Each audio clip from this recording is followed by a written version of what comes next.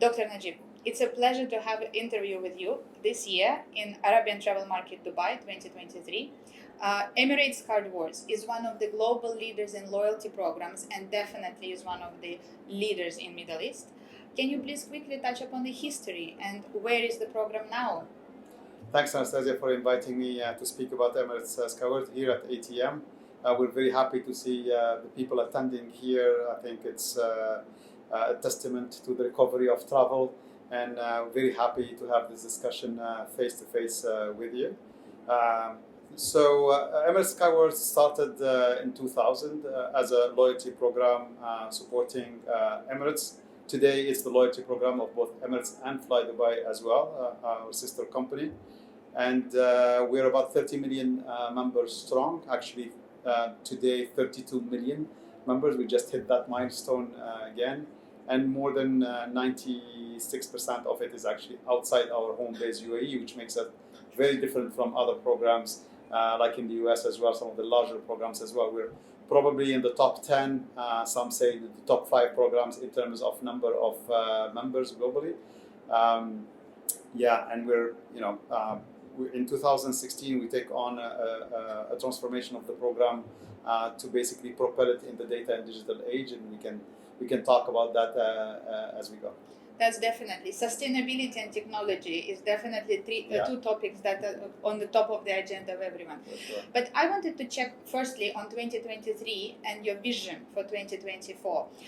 2023 was a fantastic recovery, what some people call revenge travel, of a lot of customers after COVID. Travelers are willing to travel, they are willing to spend more. At the same time, airlines had to cut some of the extensions that they've done for the miles before, and also be conscious of the costs and profitability. How does Emirates square that? What's your magic formula of solving this problem? Yeah, if there is a magic formula. So for us, we need to be pragmatic as a business in general. So just to your point in terms of recovery, if I look at it from a Skywards perspective, we're adding about 300 to 350,000 members a month to the program. So it continues to be massive, and again, testament to the recovery itself of the airline and people just flying on us and seeing value in joining the program as well. Now, as you mentioned, we've been really on the side of the customer during the pandemic. We've extended status, we've extended the expiry of miles, but comes a time where we really need to go back to business, as I mentioned. So, people focus so much on this so-called devaluation of the programs. The reality is, I would call it adjustment. I'll explain why. It's not a devaluation, even though it's perceived as such, but it is more of an adjustment from a standpoint. From our standpoint, we haven't touched the number of miles for rewards for about 10 years, and we haven't touched the upgrades for about 6 years. In the meantime, you've seen how the fares have gone up tremendously. We as a program, if you think about it, we actually buy these seats from the airline and compete with commercial passengers on reward seats, if you will. So for us, we had to adjust the economics of the program, if you will, in terms of the number of miles that are required to be aligned with where the fares are going. So why do I say it's not a devaluation? It's because we've done this, first of all, to ensure that we continue to have enough reward seats for our members, and in particular, our premium members. Now, if you look at what we've done with our premium members, silver, gold, and platinum members, we've actually increased also the number of miles they earn on flights as well. Mm-hmm. Again, in alignment with the fact that they're paying higher fares as we go. So for our premium members, it's a bit neutralized. And by the way, we'll only increase the number of miles required for business and first class rewards that are obviously sought after by our members. We haven't touched the economy one. So if you think about the economy piece, it takes you less round trips when you are a silver, a gold, or a platinum member to actually get a so-called free trip. So it's perceived as a devaluation, but the reality is it's more of an adjustment in alignment with what's happening on the commercial side. And for our premium members, we have protected somewhat the value proposition. Dr. Najib, very interesting. Thank you for that answer. I want to come back to your point that Emirates is unique in the sense that while it's a home airline, of one of the Emirates in UAE. And historically or typically, the home airline will have the majority of the citizens of that country as the customers. Emirates is unique because out of the 32 million, almost 20 million are in the smaller markets outside of UK, US, UAE, Australia, and India, which are your top 5 markets. So these customers, they don't travel that frequently. How do you manage to keep them active as a customers, as the members of Emirates Skywards, and happy to come to Emirates again and again? You're right, Anastasia. So as you mentioned, that you have the numbers right. 20 million are outside our top 5 markets. If we so, there's a long tail of countries, more than 160 countries, where we have members basically around the world as well. But in terms of infrequent traveling, I would even add to that our US, UK base as well, because some of these travelers will fly with us once a year, once every other year, if you will. For us to create an ecosystem with partners that allow our members to continue to engage with us, maybe not directly through active flying, but directly through active engagement with our partners as well. We want to be on top of mind of these members whenever they think about traveling internationally. We know that they're going to be, using other carriers, maybe locally or domestically, etc. But we want them, the minute they're thinking about travel, we're on top of their mindset to do so. And we do that by having both airline partners who are going to complement our and extend our reach domestically or within the sub-regions, or with lifestyle partners with whom our members are going to interact nearly on a daily basis, like retail partners and others, or financial partners on a daily basis, so that we stay on top of mind. So for me, sometimes people talk about frequent flyer programs versus loyalty programs or lifestyle loyalty. We're truly a lifestyle loyalty program, because if you think about frequent flyers, our frequent flyers represent less than 2% of our total membership base. So we have to find a way to engage people and engage them nearly on a daily basis if we need to, and if not, on a frequent basis, so that we're again top of mind when they're thinking about flying with us. Just to close on this loyalty versus FFP, we moved away in 2016 from being an FFP, catering to that small fragment of members, into becoming more of a lifestyle loyalty, engaging with a broader base of members. And I define loyalty as somebody who in the US gets our MasterCard co-brand credit card that we have with Barclays as a sign of loyalty. Why would they choose us, even though they're flying with us once a year, maybe twice a year, maybe once every other year, but they choose that credit card? It's a sign of loyalty for me, even though they're not frequent flyers per se. And that leads us actually to quite interesting trend, which emerged probably just 4 or 5 years ago. The kind of retail ecosystem, or the convergence between the airlines and retailers, or ability to spend miles in retail. Of course, COVID dramatically speeded up the partnerships between airlines and retail partners. Skywards was one of the first airlines to offer mall, effectively buying mall. How do you see the loyalty program and loyalty retail, or flying mall proposition developing in the, let's say, 5 years from now? Yeah, it's very interesting, and we jumped on the bandwagon, if you will, just like, as I said, when we started in 2016, 2017, we engaged with Dubai Mall, for example, which is really a destination mall, if you will, where a lot of our residents here, but also a lot of the visitors come and visit as well, and we became de facto the loyalty currency of Dubai Mall. We focused at the time mostly on the earning proposition, so basically I have this saying, earn more, travel better. So basically we focused the earn, where we expanded the number of partners we have on the earn side. And then on the burn side, we focus mostly on the reward travel, which is the most aspirational reward that people are looking for. I mean, they see retail reward as more of a commodity, when we see travel as more aspirational. True. So we wanted to do that, earn more, travel better. You earn on financial partners, you earn by going to the Dubai Mall. On any transaction you have more than 100 dirhams.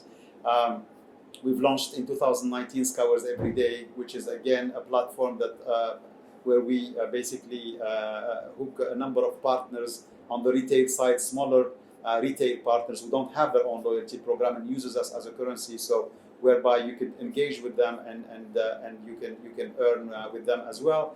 You've mentioned Skywards Miles Mall. Skywards Miles Mall has been launched in the UK. It's more on the e-commerce side. So with fashion brands, etc. Such as Bloomingdale's or Harvey Nichols in the UK. So we launched it in the US, in the UK, in the UAE, and soon we'll be launching it in Australia and India as well.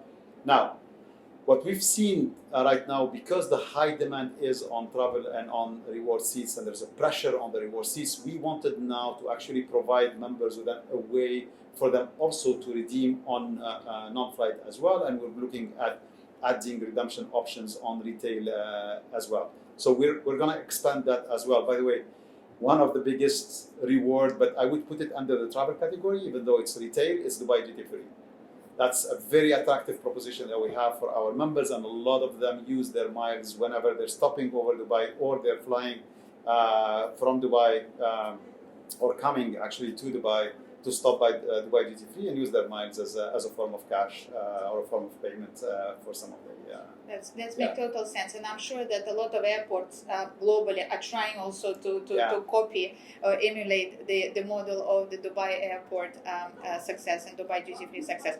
How would you say this retail/airline proposition will develop in the future?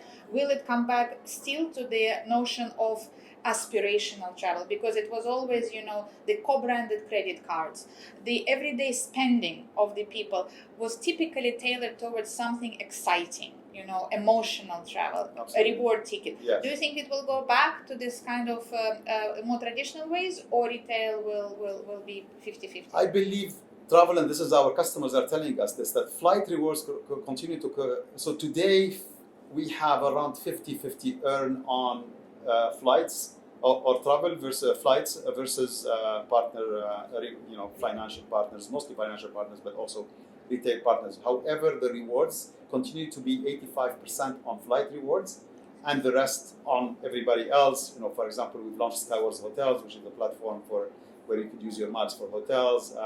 Along again, Skywards Miles Mall will become a redemption partner sometime soon as well, and we have on Skywards Every Day as well. Some of the retailers will have that. No, this allows people to use their miles for other forms, but I believe that the perceived value of redemption on flights will continue to be the most attractive part. Now, we need to balance it out, working with our colleagues in revenue optimization to be able to have access to those seats, etc., because that's what they're looking for. Now, I will just add one thing that is in between retail and flight rewards. It's cash plus miles on flights. Okay. So that has becoming attractive proposition also for our customers, because they have access to any flight, any cabin, any day. So that is somewhere in between the daily use of your miles and the reward, and you're still using it for flights. It's basically what we've seen is people use on the average 10,000 miles to get a redemption of about $100 on their flights, which is considerable, I think, these days, given the fares that we have. Yeah. It's actually quite exciting to see how the loyalty programs and Skywards becoming more and more flexible and adaptable to the customer needs. That actually leads me to a next question. Emirates is one of the few airlines globally that is not part of any big airline alliance, be it Sky Team or Star Alliance or One World. You have extremely strong brand, and I understand the continuous effort to keep the strength of these brands.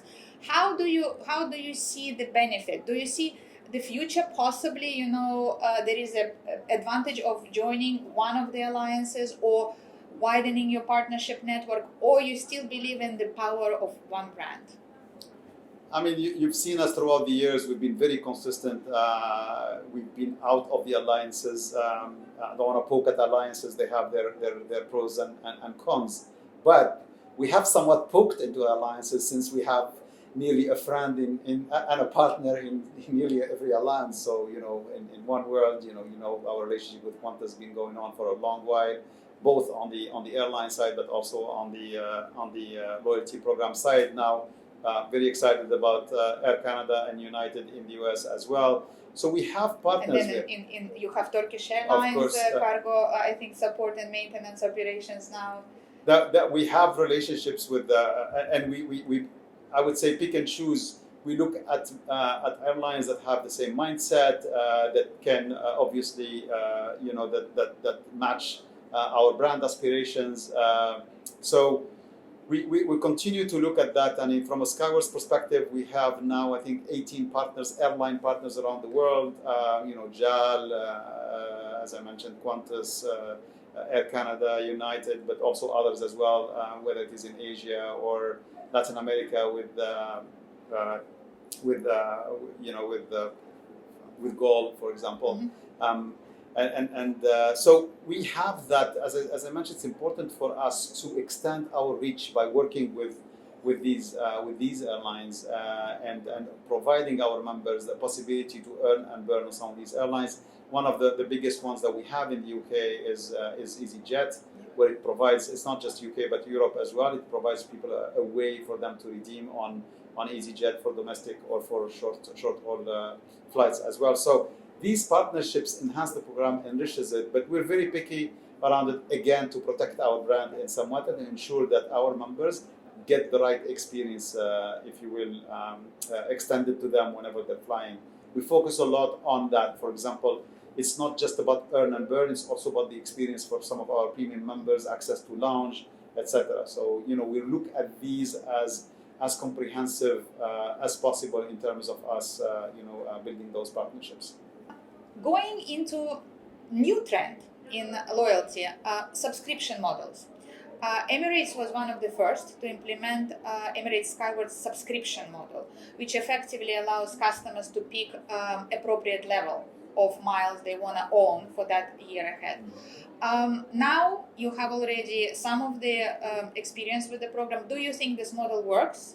And can you give us a little bit more of the numbers? I would love to, and thanks for mentioning Skywards Plus. We're very excited about the program. And very proud for having launched something that was first in the industry as well. So this was launched really before the pandemic. So unfortunately, pandemic hit, and therefore there was no reason for people to truly subscribe. But we've seen that ramping up now, happening again. Now I'll give you a couple of stats as we're growing the program right now and what we're seeing. So basically, we have three levels of subscriptions. But 60% of the people have chosen the premium level at $999. And the reason is that you get an accelerator, you get 20% bonus tier miles. So it allows you to accelerate or at least to retain your tiers. And which shows you, again, members really care about the status and they care about the benefits they're getting. It's, again, very rich program to our members, whether it is access to the lounge or excess baggage or all of that. So we've seen 60% of the people take on the premium package, so the most expensive one, again, because of this tier mile acceleration. And we've seen 40% of the people who have taken a subscription are gold members. Yeah, so and about 20% are silver, and 20% are 15% are platinum, and the rest are blue members. There's something for everybody, and this is exactly how we wanted to construct it. So for some members, it's about that access, the extra access to the lounge, and some of these benefits that they don't have access to, like blue members. It provides them with some of these benefits. So it's kind of a la carte type thing where they have a number of accesses that they can have. And if a gold member, it's much more about the 20% discount they have on a reward seat, or the 20% acceleration in terms of tier miles, or the 20% bonus in terms of Skywards miles. So everyone has found something in there that is of benefit to them, and we're very happy. It was for us a trial to see if one of the packages is going to take it, but at the end we thought, okay, these packages are constructed well enough for us to keep them, and there's something for everybody in them. Now, The next level for us is to enhance this beyond just providing Skywards benefits, working with partners, and again, focusing more on what you talked about earlier, which is this emotional aspect of loyalty and providing experiences on top of these transactional type benefits that you're getting. So that's our focus, our next focus in terms of what we're doing with the program. Hopefully, we're going to keep a lag between us and our competitors in terms of enhancing the program as we go, learning from what we've seen and adjusting as we go. It's interesting because I can see this as one of the basis of more personalized experience to the customers, and the whole topic of more personalized experience, personalization, targeted product offering became more and more popular. It's nice, and we all like, when we receive emails or advertising which is actually fits our needs. But how do you balance, this need for personalization with the customer privacy, data privacy? Where is this magic formula?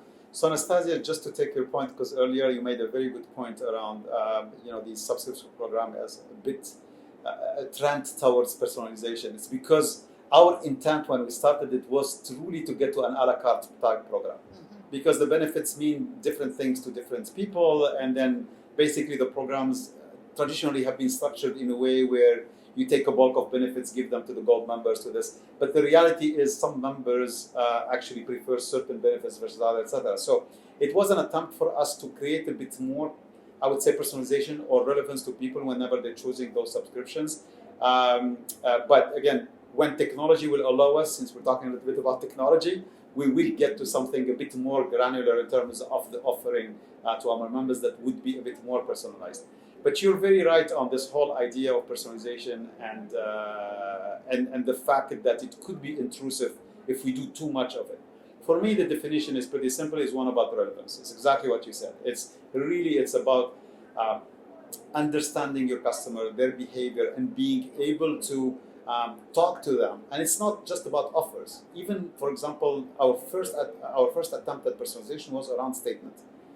So whenever we're sending you a monthly statement, which we used to have very little engagement when we're sending you our even open rate on the emails, when we're sending our statements, we found a way for us now to customize those statements so that knowing who you are, we're basically talking about parts of the program, and the program is becoming richer and richer and more complex. It's important for us to get the right messages that are put in there. So you can see it's not about the offers, it's much more about how we talk to you, the tone we use, the content that we send you in the email, so that we entice you to open that email and know more of the program and explore more about the program and engage more with the program. So that's really our attempt. In general, my personal view is that, especially with the younger generation, they will trust you with their data and see what they're doing on social media themselves. They're exposing a lot of that data, even personal life, but they will trust you if they see benefits coming back to them. So as long as we are making sure that we're providing you benefits, I think we're going to get trusted more and more, and people are going to provide richer profiles for us to go use, and then in exchange we'll be able to cater to them even with a more relevance as we go. Interesting. So even with these new trends in technology or new solutions available in technology, everyone's talking about big data, artificial intelligence, and now ChatGPT. I know some of the moms, who actually do use ChatGPT to plan their trips to France or to Thailand already now. Yeah. So do you see at Emirates the technologies, these new evolving solutions, purely as the tool, or you think that they will alter the whole customer proposition? I think the jury is out. By the way, it's fascinating what's happening on this open AI domain in a number of areas, not just in the text piece, but also videos and rich media as well in general. So for us, we're watching this very closely. We've been in discussions with the likes of Microsoft, etc., to see how we can embed some of these tools to help with productivity. It just happened that in the last 18 months, I was also interim CIO, so I've been working on the technology side of things as well. And we engaged with them to see how we can use this either to help coders, for example, in terms of generating quality code, or in terms of embedding these tools like in analytics, for example, in tools like Power BI, or even in Office tools as well. So for us, it's internally maybe leveraging some of this while ensuring that our data is protected. And this is, again, these are some of the professional users of OpenAI. We're going to look at that. At the same time, from a customer facing, we're looking at what's possible as well in terms of us engaging with customers and allowing them to provide in a very natural way, inspire them around travel, or explain to them, going away from FAQs on the program to actually people asking natural questions and being helped. As I mentioned, the program gets more complex and richer in terms of what's providing to our members. Not everybody's aware of everything, so we want to allow people to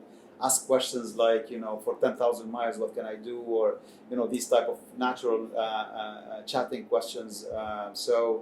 Yeah, I mean, as I said, we're exploring all of this.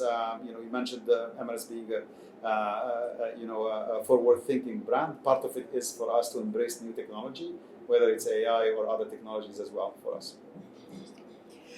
Moving on to this year's main theme of ATM, sustainability. And interesting that ATM had a pledge to make this year that by 2030 they will try to go to net zero. For a long time, hospitality in general, travel in general, was not perceived by some of these eco activists as the sustainability friendly. At the same time, airlines and the whole travel segment did tremendous progress towards more clean, more sustainable future. Do you think fundamentally the customers are willing to take an active role in helping airlines to reach sustainability? How we can involve loyalty programs and how we can involve customers through loyalty programs to help the whole industry to move towards sustainable future? Yeah, I mean, you're right. The airlines are doing a lot, and we need to communicate more about that as well, because the perception is outside that we're not doing enough. I think we've just tested on one of the engines the sustainable aviation fuel just lately on the 777. So for us, we're experimenting with all this. There's a whole supply chain that needs to work to support something like that. We've done a lot on this single-use plastic on board. We have a lot of material that we recycle, etc. But I think we need to communicate more so people, understand. I would just say with COP28 coming to the UAE, there's a big focus on making that happen. So we will definitely be communicating, whether during the event itself or even before. I think if you walk around our stand here, you will see a demonstration of that as well, and what we're doing from that standpoint. Now, that's the airline, and obviously from a loyalty program, we're also looking at what we can do, because more and more members are actually, especially the younger generations, are very tuned to these environmental issues, and therefore we need to do something from a program perspective. One small thing we've done was we moved away from the plastic cards into totally digital cards, except for our platinum members. We love to see their status being printed somewhere. But so we moved from 4 years ago, before the pandemic, to just totally digital cards. Carbon offset within programs. Some programs have worked with it.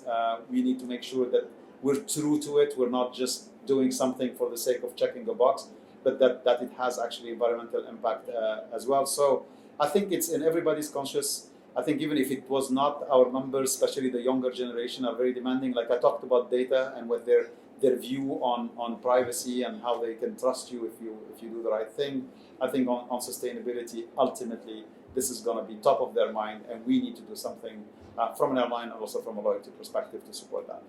As a tradition at Global Loyalty Organization interviews, we have 3 personal questions in the end. The first one is, if you had a magic wand, and you've been at the top management positions of Emirates and you know all about the organization, if you had a magic wand, what feature of the customer experience or the loyalty programs you would implement? Okay, so I'll try to answer this question by not being Emirates, but actually being Emirates in a broader ecosystem with our partners as well. It's for me that we've done a lot from an Emirates perspective to make your experience a seamless one. But more and more, we work with others as well. In your journey is not just the airline part of it. We love that part is really an exciting journey for you. But we also work with, even in terms of rewards as well. You can get a reward on a seat, and then you can get Skywards hotels, as I mentioned, as part of it. You could rent a car. You could do. How can I make the experience seamless end to end, working with partners as well?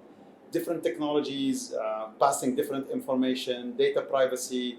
All of these things need to be taken into account so that for us to pass the right information, where my platinum member can actually enjoy an end-to-end experience, door to door, in a very seamless way. So if we can make that happen and there is no break in the experience, I think that would be great. And technology is going to be a big enabler to make that happen. Yeah, you're definitely on the way to that. The second question, it's coming from the years of experience. Now, in your position, if you had to have ability or chance to give advice to your younger self, knowing everything about airlines and loyalty programs and customers, what that advice would be?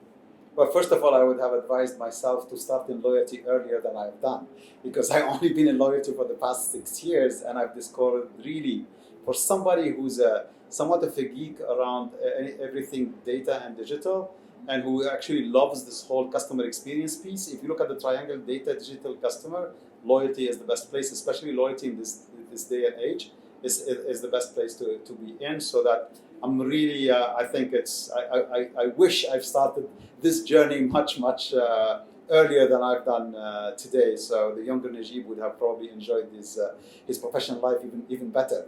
But it's it's for me. I would just tell them to focus on the customer.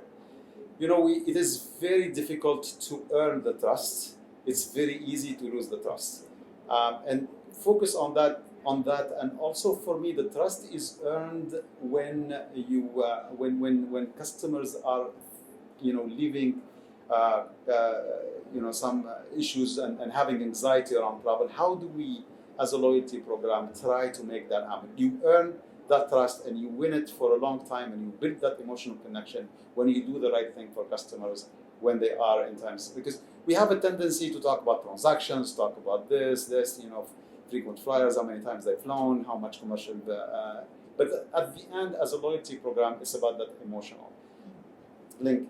And the emotional link is truly happens mostly in these moments of truth, where you need to prove to the customers that you care about them, especially your premium customers. You care about them, and that you're taking care of them in times of anxiety. So the focus on customer, and everything else will fall in place. And the last question. If you had the 1 million miles, let's say Emirates Skywards miles, where would you spend them? I don't have 1 million miles to tell you, because I don't earn on staff travel. So, but I was when I was in the US working, I was an executive platinum on American, and my card says 3 million miles. So I did earn at some point in my life 3 million miles on another carrier in the US. But just tell you, we launched this product called Skywards Exclusives. So Skywards Exclusives about experiences that we curate mostly around our sponsorship events that we have, where we provide these VIP experiences to our members, etc. And you can use your miles for them. So just lately, we have launched this experience with Dilma Tea. So Dilma Tea has been with us for a very long time and is served on board. But we have this experience where you can go to the tea fields, and you can spend the whole week. It's for 2 people. You can spend the whole week there, and you can just experience, these tea. You can be taught about tea, and this is in Sri Lanka, obviously. And we open this for bidding, so people it's an auction, and you can bid miles for this. So we had a number of packages that were offered, and one of the highest packages was bought at 500,000 miles. So that's a close. We right now have an auction going on for Manchester City and Manchester United game at the FA Finals, the Emirates FA Final, and that right now is around 200,000 miles people bidding. So there are a few. We actually had 1 million miles in one of the F1 events for a VIP experience as well. So I have to say, I think experiences continue to be again something that attracts, and people are. So I call them money can't buy, but miles can buy experiences. Yeah, so, definitely. That's what it is. And I would spend my million miles probably to get to one of these experiences. Yes. Brilliant. Thank you so much. It's been a pleasure to interview, and I wish all the best for Emirates and Skywards, and to keep your leading position in the field. And we will always be glad to have you again at GLO. Thanks, Anastasia. Hopefully we'll have more to speak about at next ATM. Sure will be. Thank you.